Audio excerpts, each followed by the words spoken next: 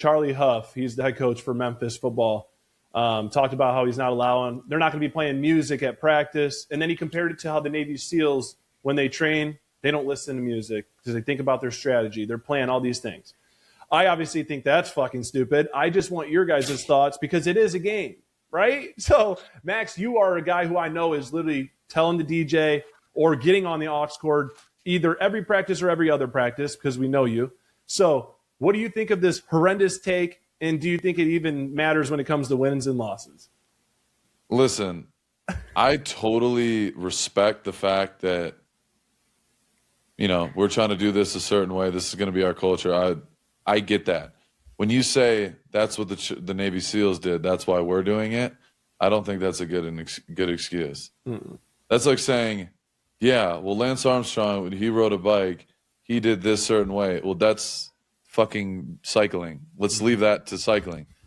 Stop just copying what other people do, and you got to make it your own shit. When people try to replicate something that you didn't originally come up with, that shit typically does not work. I'm not even going to. It's just the truth. He adopted that from Nick Saban, I'm pretty sure. So it's funny you say that.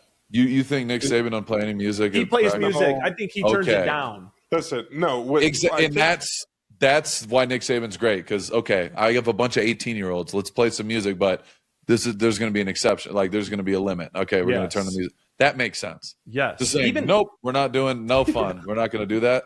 Like, ultimately, I mean, you had Tom Brady on the podcast talking about his biggest regret was not having enough fun with it, and he's the greatest player to ever play the game.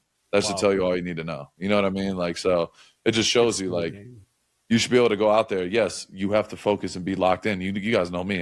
I'm locked in all the time, but also at the same time, it's like, yeah, let's play some music. Let's get some juice going. Let's get the guys going. The guys love hearing music. Yes. You walk around the facility, everyone's playing music or has a speaker or whatever. Like, that's just a part of the game. That's part of the culture. Like, play music. It ain't going to hurt Especially when anybody. you're in camp and you're dreading ass and shit. And, like, Yeah. sometimes there's a correlation between playing music and it bringing more energy. It brings, like, there's just something about it. Everybody gets elevated.